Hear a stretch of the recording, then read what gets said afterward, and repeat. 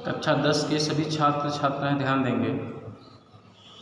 प्रकाश के परावर्तन में आपको 2 दिन से हमने परावर्तन क्या होता है, परावर्तन के नियम क्या होते हैं, दर्पण से संबंधित सारी परिभाषाएं आप लोगों के ग्रुप पर समझाई वर्चुअल क्लास से। अब देखिए आज का जो डेरिवेशन है आपका अवतल दर्पण की फोकस दूरी का सूत्र। मेरे पास अवतल दर्पण है जिसकी फोकस दूरी हम लोगों को निकालनी है। तो ये देखिए इसका जो डायग्राम है इस तरीके से, ये हमारे पास एक अवतल दर्पण है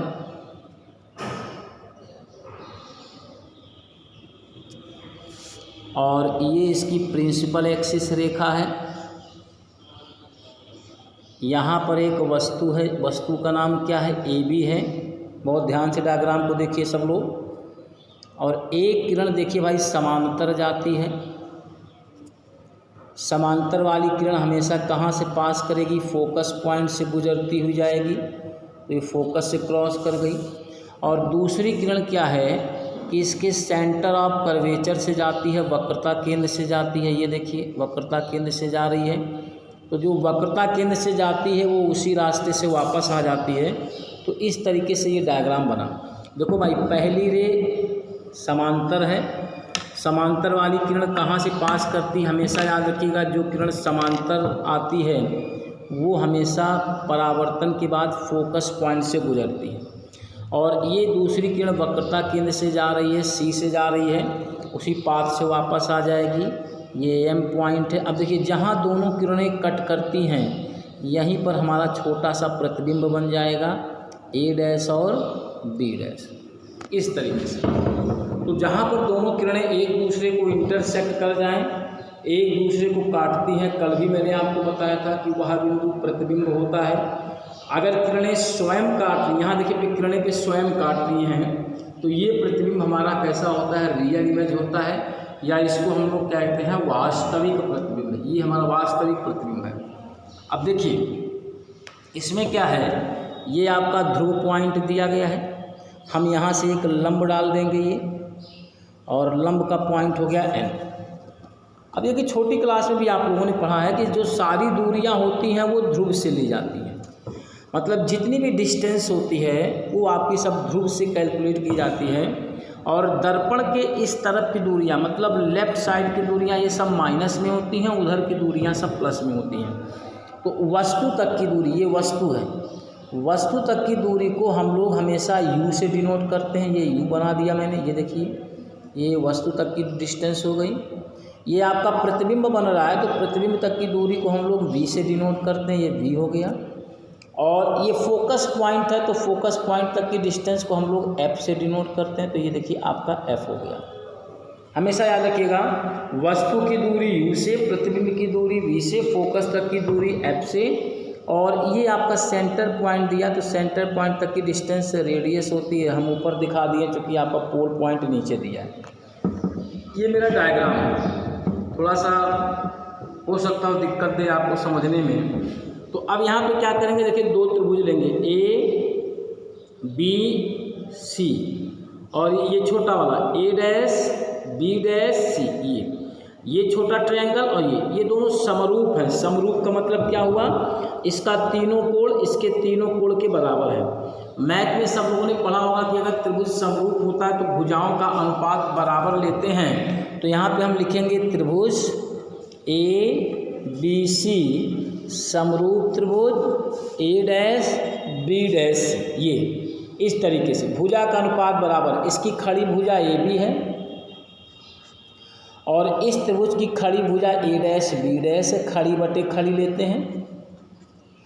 इस वाले का आधार AC है, इसका आधार A' है, तो AC/A' हो गया, समीकरण 1 बन गया। अब हम इधर आते हैं M N F, ये त्रिभुज और ये छोटा वाला त्रिभुज, ये दोनों समरूप, तीनों कोण बराबर। तो यहाँ लिखेंगे त्रिभुज M N F समरूप त्रिभुज A' B' F। भुजाओं का अनुपात बराबर, खड़ी भुजा MN है खड़ी भुजा ए डैश बी डैश है, आधार का पॉइंट NF है, ए डैश एफ है। अब देखिए MN की लंबाई किसके बराबर है, AB, जितना बड़ा AB उतना बड़ा MN। यहाँ लिखेंगे AB इक्वल टू MN, तो हम लोग MN की जगह पर AB लिख दें।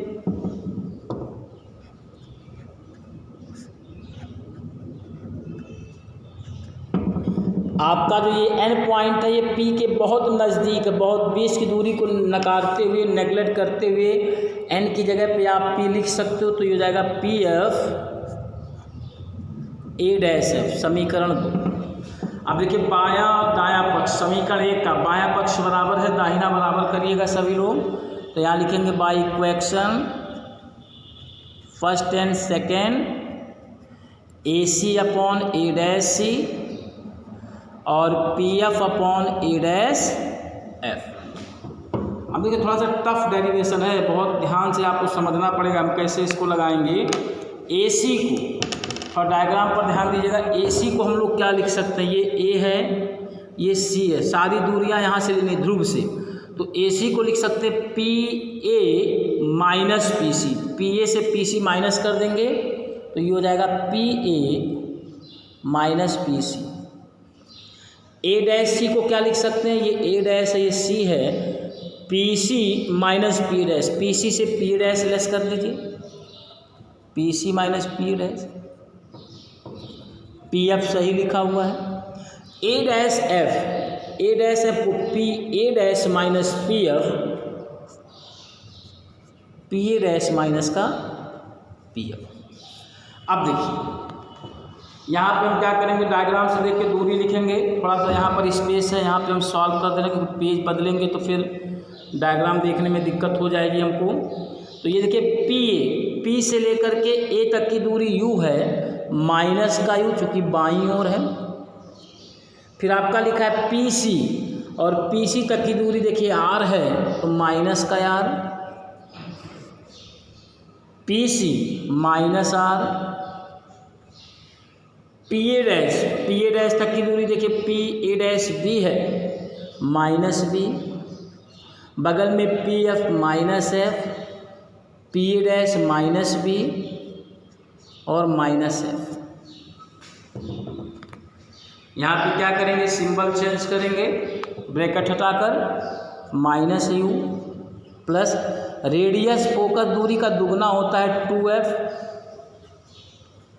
Plus B minus F minus B plus F, cross multiply करेंगे माइनस U प्लस 2F में माइनस B प्लस F का, और माइनस F का multiply minus 2F plus B में। ये थोड़ा यहाँ पर देखिए स्पेस की कमी है, मन से ध्यान दीजिएगा सभी लोग। मल्टीप्लाई करेंगे UB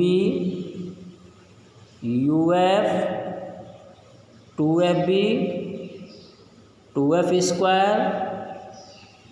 square minus FB, 2F square से 2F square cancel out, UB minus UF 2FB उधर ले जाएं, 2FB minus FB, UB minus UF FB, FF one side, UB equal to UF plus FB।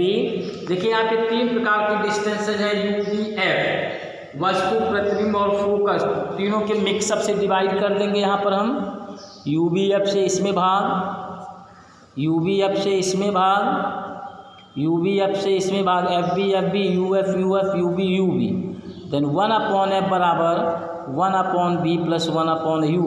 ये हमको formula मिल गया अवतल दर्पण की फोकस दूरी का।